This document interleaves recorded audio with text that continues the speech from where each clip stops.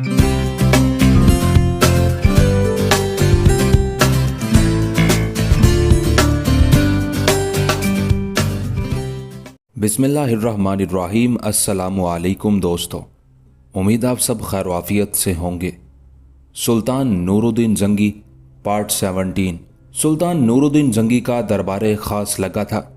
अमीरुल उमरा असदुद्दीन शीर को अपने ख्यालात का इजहार कर चुका था और अब सुल्तान ने एक दूसरे अमीर ऐनुद्दौला फारूकी को इज़्ने गुफ्तगू दिया। अमीर ऐनुद्दौला ने सर झुकाकर अर्ज़ किया, सुल्तान मुअज़्ज़म, ये दुरुस्त है कि सल्तनत मिस्र के हालात बहुत ज़्यादा दिगरगू हो गए हैं और इस बात का इम्कान है कि मिस्री वज़ीर आज़म अमीर ज़रगाम और शाह यरूशलम एमालरिक के दरमियान कोई ऐसा मुआहिदा तय हो जाए जिसकी रूह से ईसाइयों को मिस्र में दाखिल होने का मौका मिल जाए। लेकिन मेहमान वज़ीर मलिक शावर की मदद करने से पहले हमें ये इंतज़ाम करना होगा कि हमारी भेजी हुई मदद बाहिफाजत मिस्र पहुँच जाए और रास्ते में ईसाइयों से कोई मुठभीड़ ना हो। अब अमीर कुतुबुद्दीन की बारी थी। उसने बाअदब होकर कहा, आलिजा, मैं ऐनुद्दौला की राय से इत्तेफाक करता हूँ। हमारी सल्तनत शाम और सल्तनत मिस्र के दरमियान ईसाई इलाका है। हमारा लश्कर बगैर ईसाइयों से जंग किए मिस्र में दाखिल नहीं हो सकता। अगर ये सूरत पेश आई तो मलिक शावर की इमदाद तो एक तरफ रही, हम ईसाइयों से ख़ौम का एक महाज खोल देंगे। अमीर सैफुद्दीन की राय भी कुछ इसी किस्म की थी। उसने कहा, सुल्तान आली मकाम, मिस्र के हालात फौरी इमदाद का तकाजा करते हैं, लेकिन शाह यरूशलम से जंग का खतरा मोल लेना कुछ मुफीद नहीं मालूम होता। कुछ और अमीर भी बोले, लेकिन उन्होंने भी दबे अल्फाज में मिस्र की तरफ लश्कर कशी की मुखालफत की। सिर्फ फ़कीह शहर ईसा हकारी की एक ऐसी हस्ती थी जिसने अमीरुल उमरा असदुद्दीन शीरको की तायद में राय दी। उन्होंने कहा, तमाम जंगी और सियासी मसलहतों से कतई नज़र मेरा ख्याल है कि मिस्र जैसी अजीम मुस्लिम सल्तनत को ईसाइयों में जाते देखकर खामोश रहना कम अज़ कम जंगी ख़ानदान के वक़ार के खिलाफ है। फिर मिस्र एक मुसलमान सल्तनत ही नहीं बल्कि एक इंतहाई ज़रखेज़ इलाका भी है। उस पर ईसाइयों के कब्ज़े से सल्तनत दमिश्क को नुकसान पहुँचने का भी इम्कान है। ला रैब, सुल्तान नूरुद्दीन ने चौंकते हुए कहा, हमें फ़कीह शहर की बात पसंद आई। मिस्र की इमदाद ना करना इस्लामी रिवायात और जंगी वक़ार दोनों ही के खिलाफ है। फिर सुल्तान असदुद्दीन शीरको से मुखातिब हुआ, अमीर असदुद्दीन, तुम्हारी राय से फ़कीह शहर ने इत्तेफाक किया है और फ़कीह शहर की बात रद्द करने के हम मजाज नहीं। मलिक शावर को मुतला कर दो कि हम उसकी पेशकश पर मदद करने को तैयार हैं। पूरे लश्कर को तैयारी का हुक्म दिया जाता है। सुल्तान के आखिरी हुक्म पर सबके मुंह हैरत से खुल गए। क्या सुल्तान खुद मिस्र जा रहा है? उसके हुक्म से तो यही जाहिर होता था। पूरे लश्कर को तैयारी का हुक्म दिए जाने का मकसद यही हो सकता है कि सुल्तान बनफ्से नफीस लश्कर की सिपह सलारी फरमाएंगे। मगर किसी में हिम्मत नहीं कि सुल्तान से उसकी वजाहत की दरख्वास्त करता। सुल्तान हुक्म देकर अंदर चला गया था। इसका मतलब था कि दरबार बर्खास्त हो गया है। वो दौर सुल्तानी और बादशाही का दौर था। बादशाह की जुबान से निकला हुआ हर लफ्ज़ कानून की हैसियत होता था। उसे किसी के सलाह मशवरे की ज़रूरत ना थी। जिन मुल्कों में खिलाफत थी उसका हाल भी यही था। खलीफा को भी एक सुल्तान बादशाह के इख्तियारात होते थे। ये भी एक इत्तेफाक था कि उस दौर में बैक वक्त दो खिलाफतें थी जिनके दो अलग अलग खलीफा थे। एक बगदाद की सुन्नी खिलाफत और दूसरी मिस्र की शिया खिलाफत जिसे फातमी खिलाफत कहते थे। लेकिन उस दौर के खलीफा बस नाम के खलीफा थे।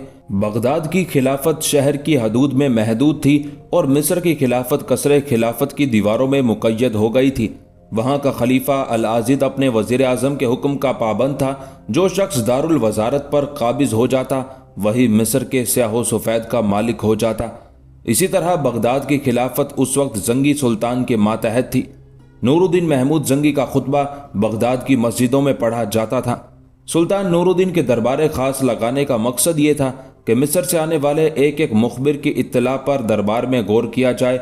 जिन उमरा को उस दरबार में तलब किया गया था ये सब के सब सुल्तान नूरुद्दीन के दरबार से मुंसलिक थे और उमराए नूरिया के नाम से पुकारे जाते थे। उन उमरा में दो तरह के लोग शामिल थे। अव्वल तो वो जो बहादुर होने के अलावा दानिश व अकल में भी यकता थे, और दूसरे वो लोग जो अकल से बिल्कुल पैदल मगर सिपागरी में ताक थे।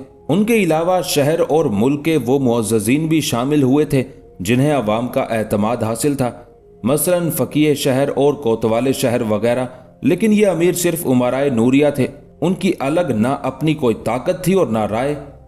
یہ ٹھیک ہے کہ انہیں خاص موقعوں پر مشورے کے لیے طلب کیا جاتا، لیکن اس قسم کے اجتماع کو مجلس شورا کی بجائے دربار خاص کا نام دیا جاتا۔ کسی خاص نقطے پر وہ رائے تو دے سکتے ہیں، لیکن فیصلہ سلطان ہی کرتا، اور بعض اوقات سلطان کوئی ایسا فیصلہ بھی کر دیتا جس کا کسی کو گمان بھی نہ ہوتا تھا۔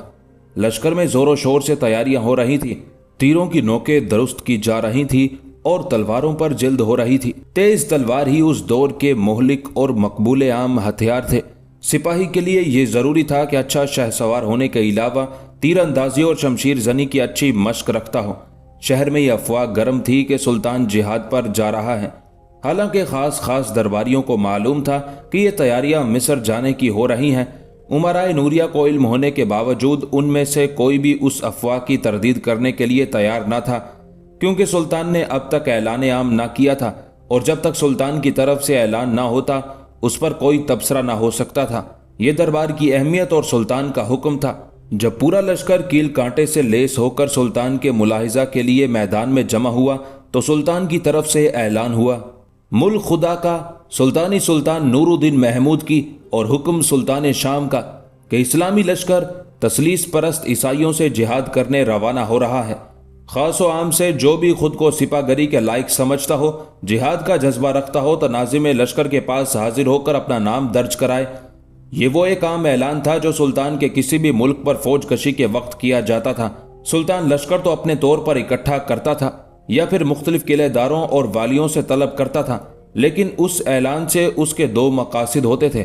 اول یہ کہ اس کو عوام کی ہمدردی حاصل ہو جائے اور اسلامی جذبے کے تحت لشکر کی کامیابی کی دعا کرتے رہیں۔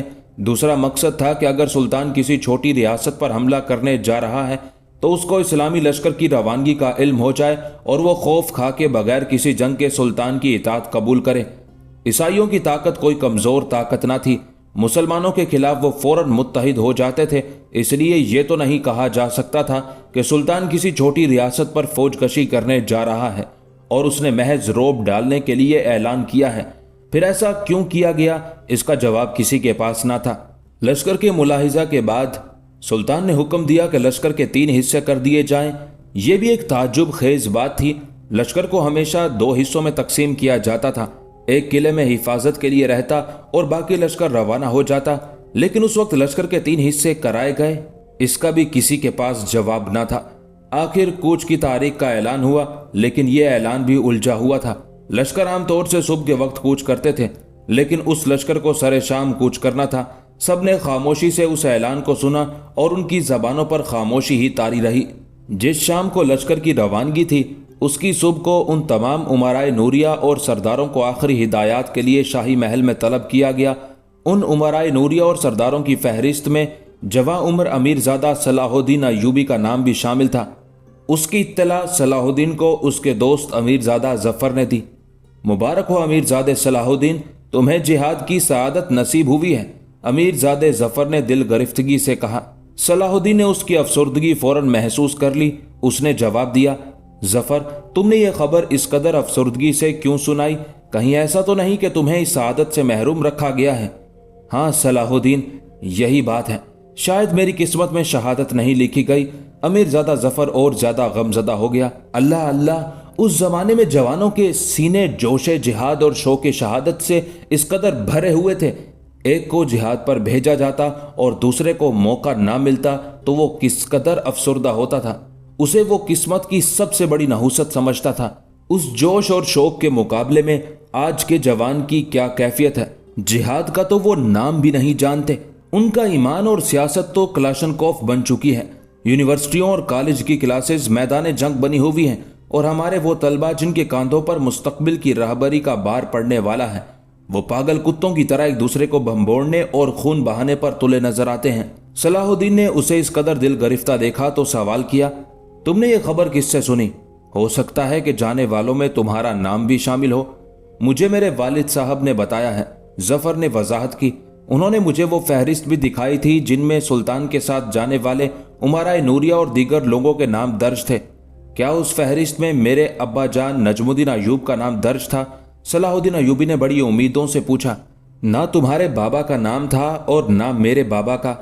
ظفر کا لہجہ خشک تھا، ताज्जुब की बात यह है कि सुल्तान अपने साथ तकरीबन तमाम उमराए नूरिया को लिए जा रहे हैं। आज तक इतने उमरा किसी महाज पर नहीं गए। सलाहुद्दीन ने उसे समझा बुझा के वापस कर दिया, मगर जफर के जिहाद पर ना जाने का उसे भी अफसोस था। घर पहुंचा तो उसके वालिद नजमुद्दीन अय्यूब ने पूछा, यूसुफ, तुम्हें मालूम है कि सुल्तान महाज जंग पर जा रहे हैं? जी अब्बा जान, मुझे ये भी मालूम है कि मैं भी जिहाद पर जा रहा हूँ, लेकिन आपको इस सादत से महरूम रखा गया है। सलाहुद्दीन यूसुफ के लहजे में मुसर्रत की आमेजिश थी। जिहाद पर तो खैर तुम भी नहीं जा रहे हो, नजमुद्दीन अय्यूब ने हंसते हुए कहा। सलाहुद्दीन चौंका। आपका फरमाना जरूर दुरुस्त होगा, लेकिन अमीरजादा जफर ने मुझे बताया है कि सुल्तान मुझे अपने साथ लिए जा रहे हैं और मेरा नाम उमराए नूरिया की उस फहरिस्त में शामिल है जिन्हें उनके साथ जाने का हुक्म दिया गया है। सलाहुद्दीन ने तजब्जुब के आलम में कहा, अमीरजादा ने भी सही कहा है। नजमुद्दीन अब भी मुस्कुरा रहे थे। सलाहुद्दीन और ज्यादा उलझ के रह गया।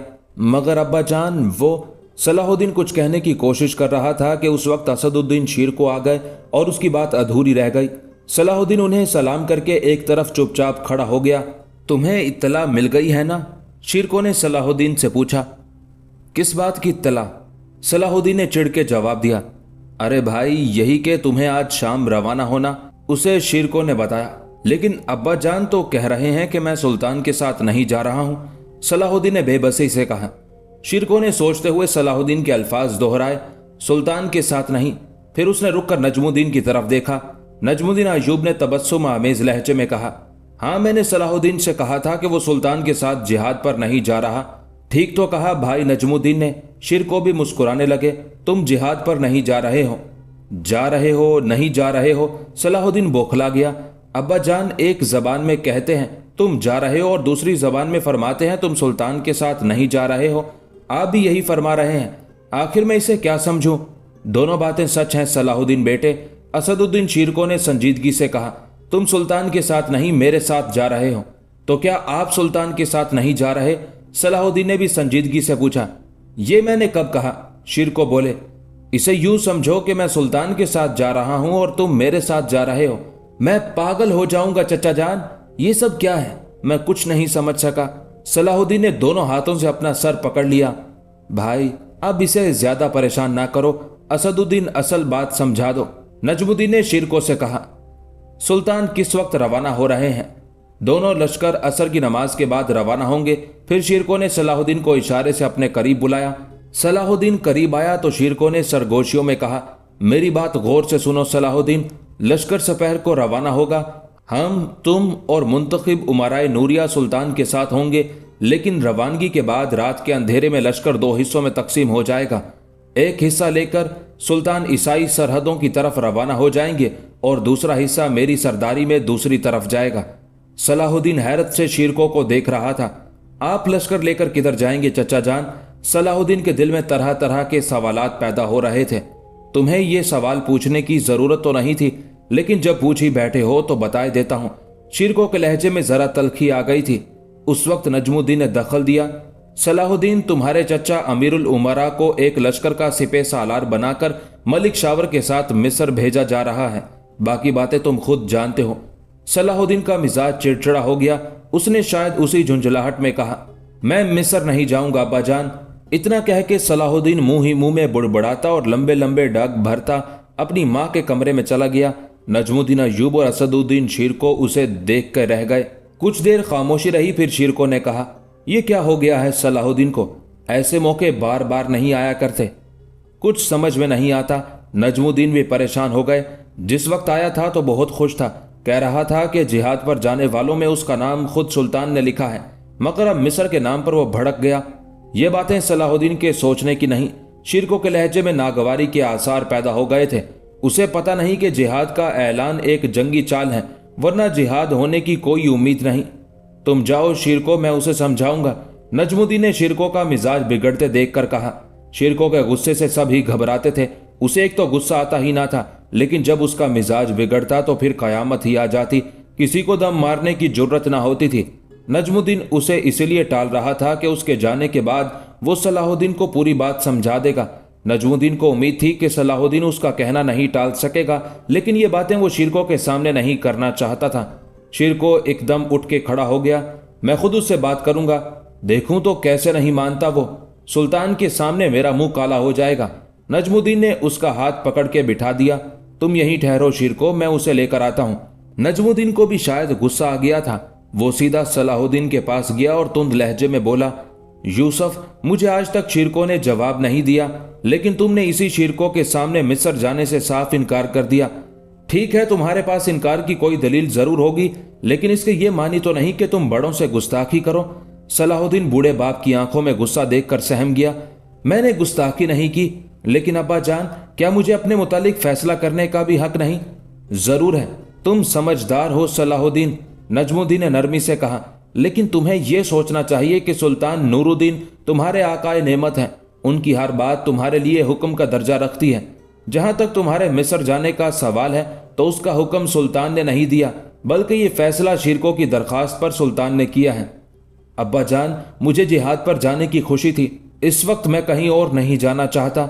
मिस्र जाने से जिहाद का सवाब और बरकतें तो नहीं हासिल हो सकती। सलाहुद्दीन के पास वाकई मिस्र ना जाने की एक ठोस और ऐसी दलील थी जिससे इनकार करना मुश्किल था। नजमुद्दीन ने नरमी से जवाब दिया, तुमने दुरुस्त कहा यूसुफ, जिहाद पर किसी और चीज को फोकियत नहीं दी जा सकती, लेकिन तुम असल हालत से वाकिफ नहीं, इसलिए इस दलील का सहारा ले रहे हो, वरना जब तुम पर असल हाल खुलेगा तो तुम शिरकों की अकल के कायल हो जाओगे। मैं तुम्हें नहीं बताऊंगा कि शिरकों ने तुम्हें जिहाद से रोककर मिस्र ले जाने की क्यों दरखास्त की। ये एक शाही राज है जिसे इफ्शा करने की मुझे इजाजत नहीं, लेकिन आज के सफर की पहली मंजिल तय करने के बाद ये राज खुद ब खुद खुल जाएगा। उस वक्त तुम अपने चचा की तारीफ करोगे।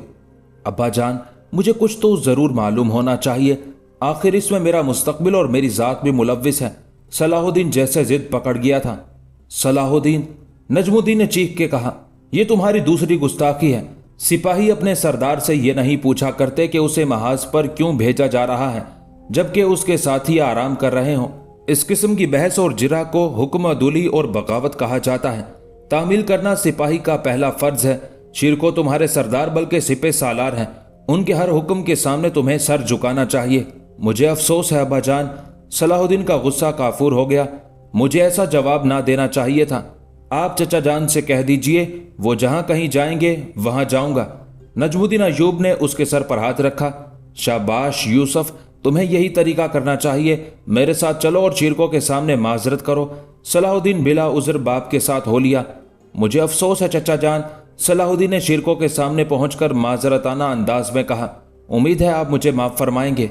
शिरकों ने बड़ी मुसरत से उसे गले लगा लिया। सलाहुद्दीन, तहम्मुल, सब्र और बुर्दबारी एक सिपाही की शनाख्त है। बेसब्री और फुर्ती सिर्फ मैदान जंग में काम आती है। तुम पहले इम्तिहान पर जा रहे हो। इस इम्तिहान पर तुम्हारे मुस्तकबिल का इन्हसार है। हम मिस्र के माजूल वजीर मलिक शावर के साथ मिस्र जा रहे हैं। मेरे और भाई नजमुद्दीन के बाद तुम तीसरे आदमी हो जिसे इस राज से आगाह किया जा रहा है। चचा जान, मैं आइंदा कभी आपके एतमाद को ठेस नहीं पहुंचने दूंगा। सलाहुद्दीन ने सर झुका के कहा।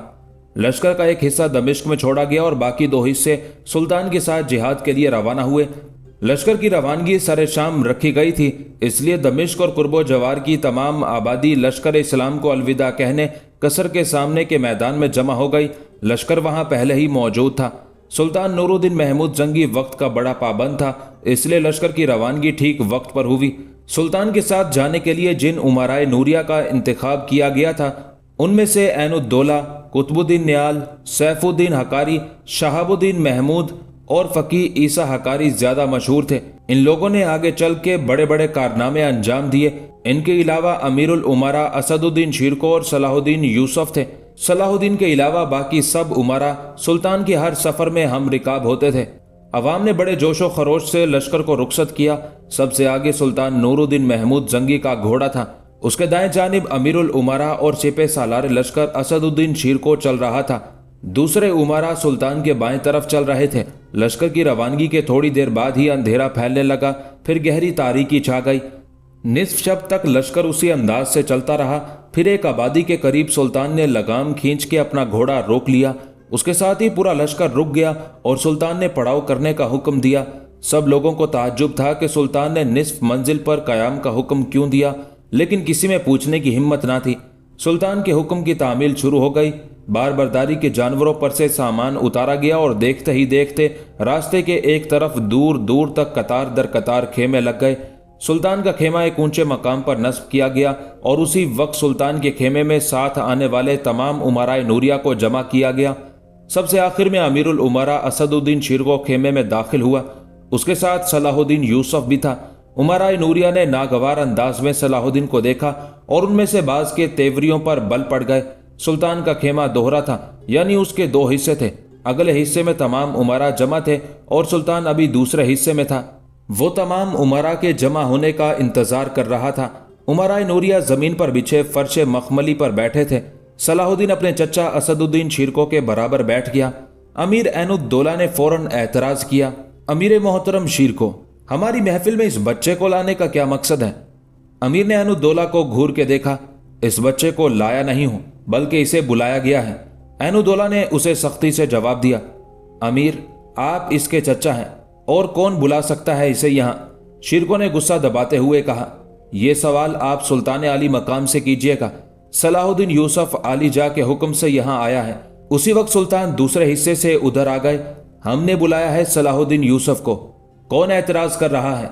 कोई नहीं आली जा। असदुद्दीन शिरको ने गुस्सा दबाया और फौरन बात बनाई, सलाहुद्दीन कम उम्र है, इसलिए इस महफिल में अलग अलग लगता है। हमने इसलिए सलाहुद्दीन को तुम्हारे सपुर्द किया है शिरको। सुल्तान कालीन पर एक मसनद के सहारे बैठ गए। हम इस जवान को मिस्र से वापसी पर एक संजीदा सरदार देखना पसंद करेंगे, ताकि किसी अमीर को इसके बच्चे होने पर एतराज ना हो।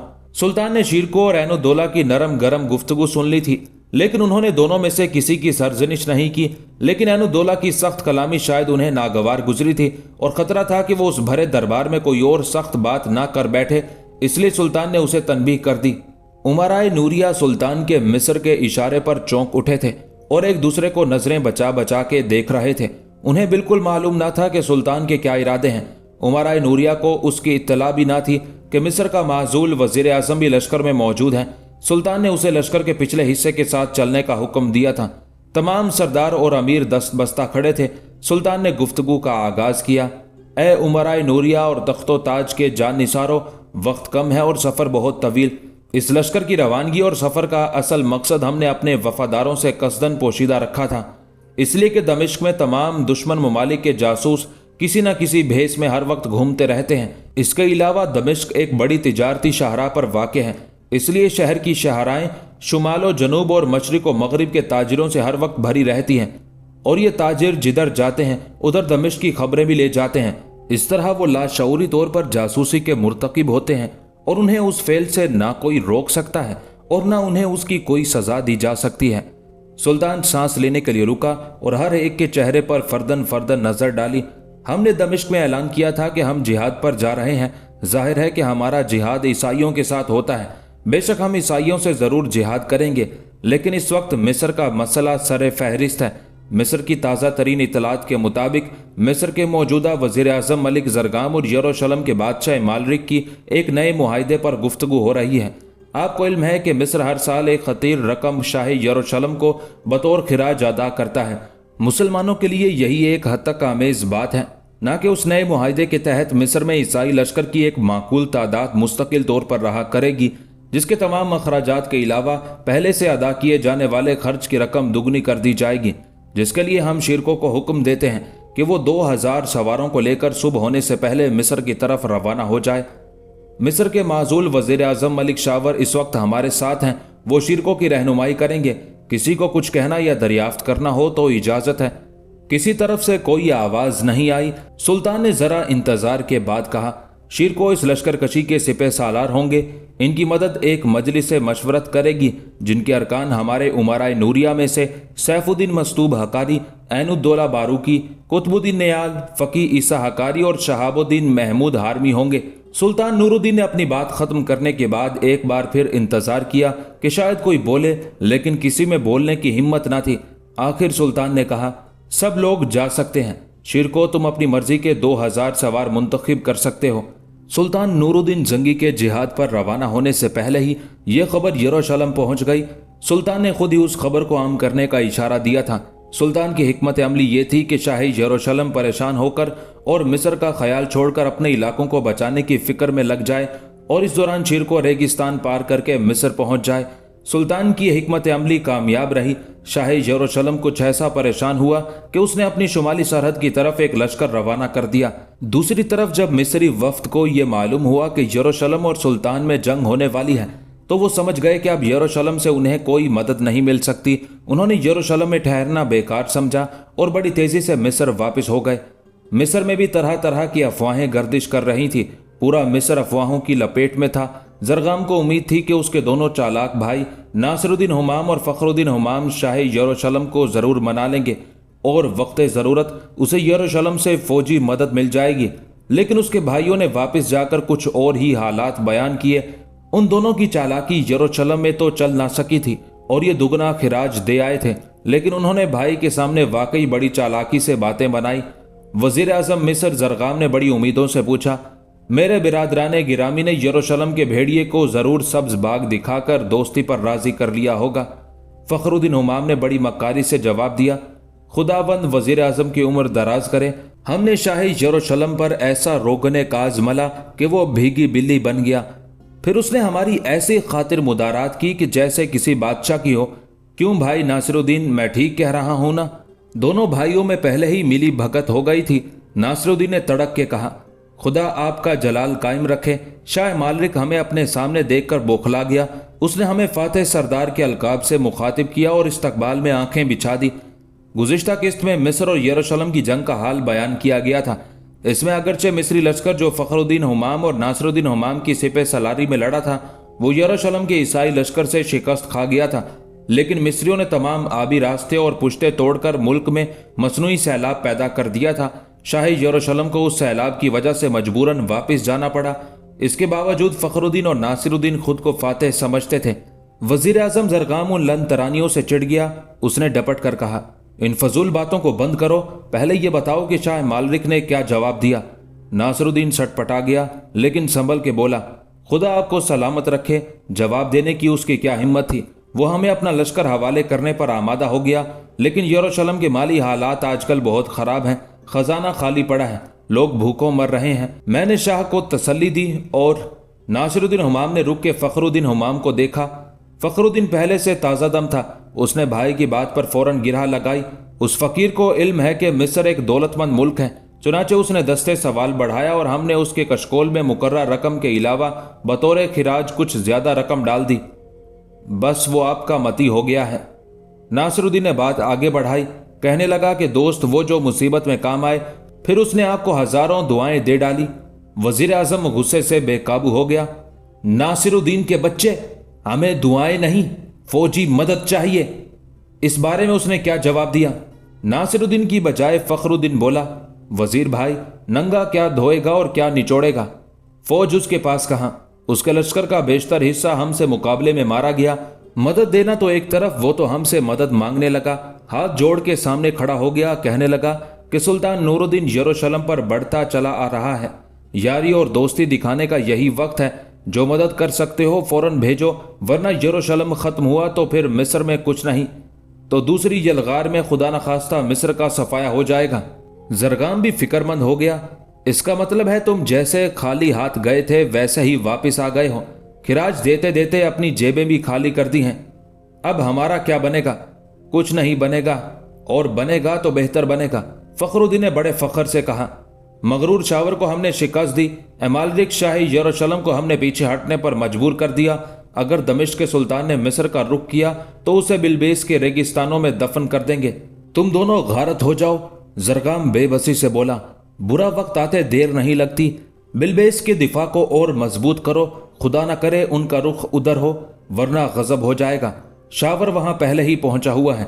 उसने अपनी गवर्नरी के जमाने में सईद वालों को जाने क्या घोल के पिला दिया था कि वो अब तक उसका दम भरते हैं। रोज कोई ना कोई फितना खड़ा कर देते हैं। मलिक शावर मिस्र का वजीर आजम होने से पहले सईद का गवर्नर था। उसके खिलाफ दरबार में साजिश हुई। उस वक्त जरगाम महल्लात शाही का दारोगा था।